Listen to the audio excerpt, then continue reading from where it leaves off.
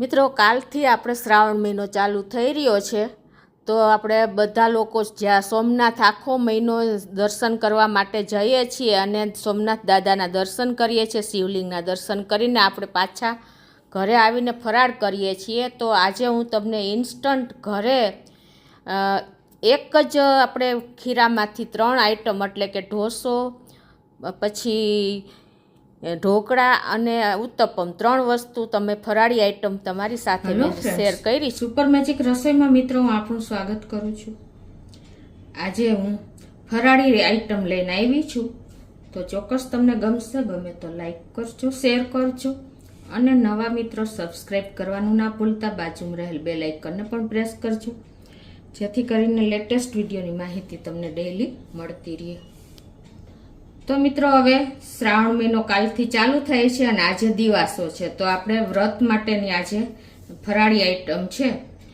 તો આમ આપણે એકની એક આઈટમ ખાઈને ફરાળી થાકી ગયા હોય છીએ, તો આજે હું તમને વેરાયટી ઓછી મહેનતમાં અને ઓછા ટાઈમમાં એક જ આઈટમમાંથી તમે 3 થી 4 વાનગી એટલે કે ઢોસો છે, ઈડલી છે, ઉત્તપમ છે અને એકદમ રૂ જેવા પોચા ઢોકળા, આ બધું જ તમે એક જ ખીરામાંથી બનાવી શકો ને એવું ફરાળી ખીરું આજે હું તમારી સાથે શેર કરું છું। તો એન્ડ સુધી જોડાયેલા રહેજો।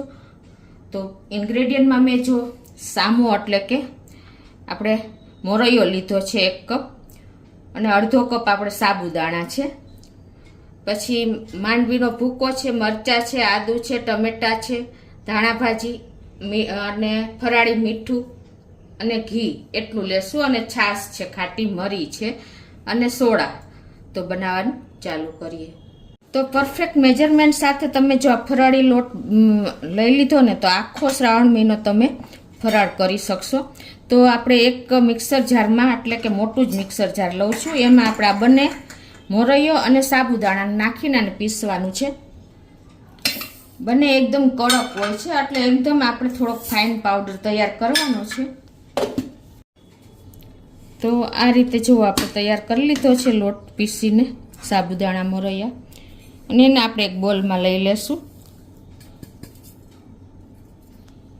આ જો એકદમ થોડોક હાર્ડ હોય છે સાબુદાણા અને મોરૈયો, એટલે તમારે થોડોક સરસ કરીને પીસવાનો છે। અને હવે એમાં આપણે 1 કપ જેવી ખાટી છાશ નાખી દેશું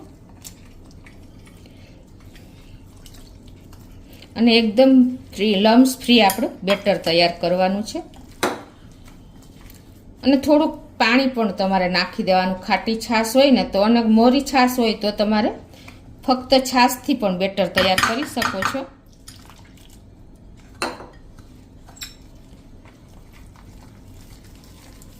કેમ કે મોરૈયો અને સાબુદાણા બંને પાણી પીશે।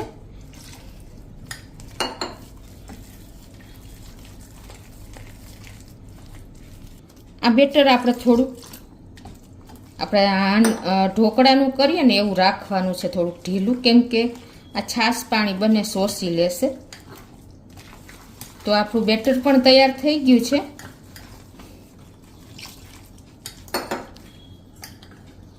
તો આપણું બેટર પણ તૈયાર થઈ ગયું છે। હવે આને ઢાંકીને અને આપણે 15 મિનિટ રેસ્ટ આપવાનો છે। તો 15 મિનિટ થઈ ગઈ છે અને જો આપણું ખીરું પણ અત્યારે આ કન્સિસ્ટન્સી છે। તો હજી થોડુંક જાડું લાગે છે, તો આપણે આને પીસી લેશું।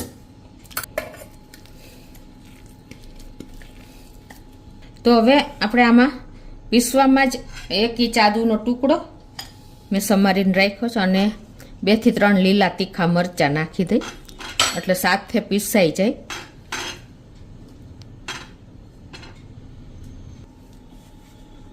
તો આપણે જો આ બેટર પાછું પીસી લીધું છે અને એને આપણે બોલમાં કાઢી લેશું। એકદમ સરસ આપણું બેટર તૈયાર થઈ ગયું છે। હવે જો આપણું પરફેક્ટ બેટર તૈયાર થઈ ગયું છે, એમાંથી આપણે 3 ચમચા કે 4 ચમચા જેવું બેટર અલગ લઈ લેશું। આમાં આપણે 1/4 ટીસ્પૂન જેવું સિંધાલું મીઠું નાખી દેશું।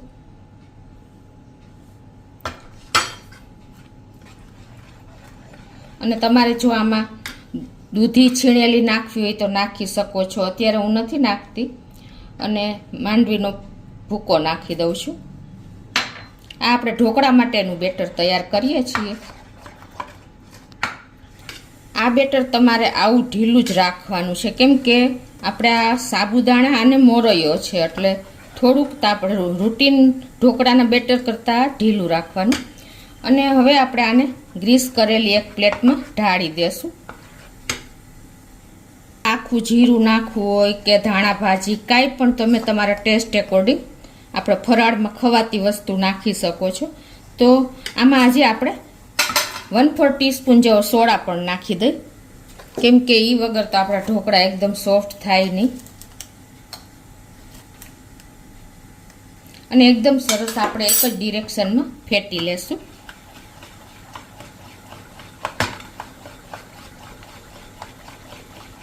અને હવે એને આપણે ચા ગ્રીસ કરેલી પ્લેટમાં ઢાળી દેશું. શેકેલા જીરાનો પાવડર કે મરીનો પાવડર જે તમને અનુકૂળ આવે ને એ તમે નાખી શકો છો. અત્યારે હું મરીનો પાવડર નાખું છું. અને હવે આને આપણે આ બાજુ મેં સ્ટીમર પણ પાણી ગરમ કરવા મૂકી દીધું છે અને આપણું પાણી પણ ગરમ થઈ ગયું છે. તો હવે આપણે સ્ટીમ કરવા માટે આ પ્લેટને મૂકી દઈએ. ગેસની ફ્લેમ ફૂલ રાખી છે અને 15 મિનિટ આને આપણે થવા દેશું. તો હવે આ બાકીનું બેટર છે એમાં પણ આપણે ટેસ્ટ એકોર્ડિંગ સિંધાલું મીઠું નાખી દઈ, અડધી ટીસ્પૂન જેવું, અને મિક્સ કરી લઈએ. આખું જીરું પણ આપણે 1 ટીસ્પૂન જેવું નાખી દઈ. અને હવે આને આપણે મિક્સ કરી લઈએ. તો આપણું આ બેટર, આમાંથી આપણે ઢોસા ઉતારવાના છે. એકદમ સરસ. જો આપણું બેટર ઢોસા માટે પરફેક્ટ છે. તમારે કન્સિસ્ટન્સી નક્કી કરી લેવાની છે. આપણે જે ઢોસા માટેનું બેટર તૈયાર કરતા હોય, ઢોકળા માટેનું કરતા હોય, એ ટાઈપનું જ આપણે રાખવાનું છે. અને હવે આમાં આપણે 1/4 ટીસ્પૂન જેવો બેકિંગ સોડા નાખી દેશું અને એને પણ આપણે મિક્સ કરી લઈએ. તમારે નાખવું હોય તો નાખી શકો છો અને સ્કીપ પણ કરી શકો છો, પણ એકદમ જાળીદાર ઢોસા કરવા માટે આપણે બેકિંગ સોડા થોડોક નાખવો જરૂરી છે. હવે આનો આપણે આ બાજુ ગેસ ઓન કરી અને નોનસ્ટિક પેન પણ મેં મૂકી દીધી છે અને એને આપણે એકદમ નોર્મલ ટેમ્પરેચર કરવા માટે થોડુંક પાણી છાંટીને અને એને તૈયાર કરી લઈએ.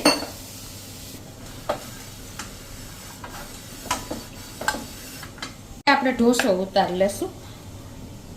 આપણે જે સાઈઝનો કરવો હોય એ પ્રમાણે તમારે તૈયાર કરી લેવાનો છે.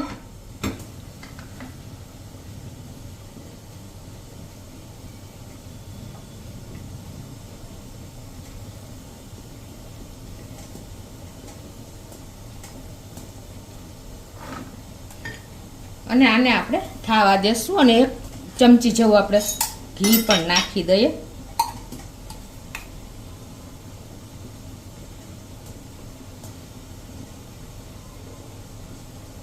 અને ઉપરથી તમારે કાંઈ પણ નાખવું હોય, ધાણા ભાજી કે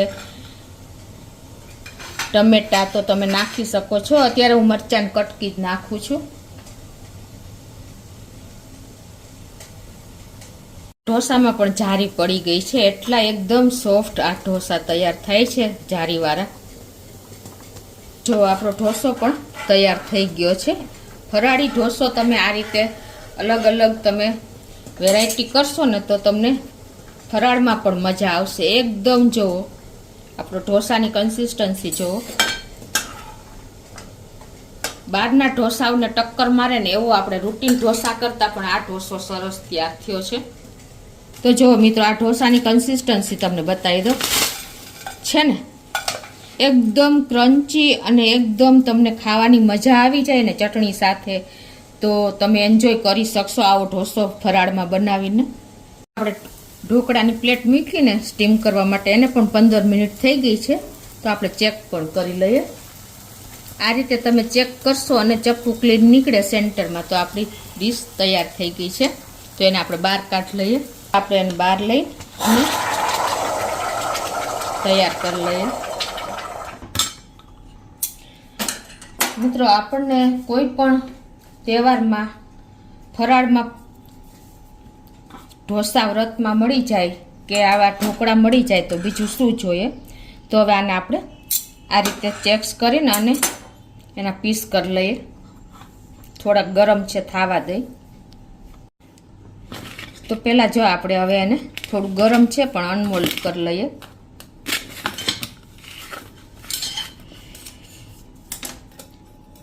તો આ રીતે જો આપણા એકદમ સરસ ઢોકળા તૈયાર થઈ ગયા છે. તો આપણે એના પીસ પણ કરી લઈએ.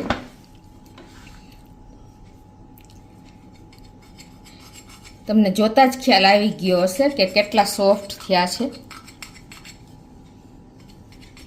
આમ જો તમને બતાવી દઉં. તમારે આની ઉપર વઘાર રેડવો હોય, મરચાં, ધાણા ભાજી, તલ તો ન ખાય ફરાળમાં, તો આ રીતે તમે રેડી શકો છો. અને જુઓ એકદમ જાળીદાર, સોફ્ટ, મોઢામાં મૂકતા જ ઓગળી જાય ને એવા આપણા ઢોકળા તૈયાર થયા છે મિત્રો. તો હવે આપણે આગળની પ્રોસિજર કરીએ. આપણું જે બેટર વધ્યું છે ને એમાંથી આપણે ઉત્તપમ કરી લઈએ. તો અત્યારે હું આ લોઢીમાં જ કરું છું. તમે પેન હોય તો પેન પણ લઈ શકો છો. તો આ રીતે તમારે 3 થી 4, 2 થી 2.5 ચમચા જેવો આપણે ઉત્તપમ માટેનું બેટર મૂકી દેશું. અને એમાં આપણે મરચીની કટકી, ધાણા ભાજી, ટમેટા, દાડમના દાણા કાંઈ પણ તમે એડ કરી શકો છો. અને આને હવે આપણે ઢાંકીને થાવા દઈએ. 2 થી 3 મિનિટ થઈ છે અને જો આપણો ઉત્તપમ સરસ તૈયાર થઈ ગયો છે. તો એને આપણે ફેરવી લઈએ અને પાછો આપણે થોડુંક સાઈડમાં ઘી નાખીને થાવા દઈએ. તો આ રીતે જો આપણે 1 મિનિટથી 1.5 મિનિટ જેવું થયું છે અને આપણો ઉત્તપમ પણ તૈયાર થઈ ગયો છે. તો ગેસ બંધ કરી દીધો અને એને આપણે એક પ્લેટમાં લઈ લઈએ.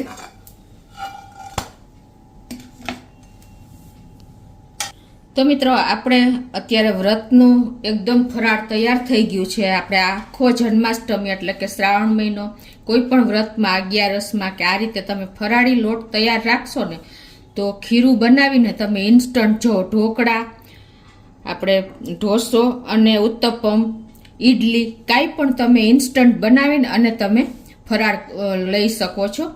તો ચોક્કસ તમને આ વિડીયો ગમશે. ગમે તો લાઈક કરજો, શેર કરજો. અને નવા મિત્રો, આટલી મહેનત પછી સબસ્ક્રાઈબ કરવાનું તો બિલકુલ ના ભૂલતા.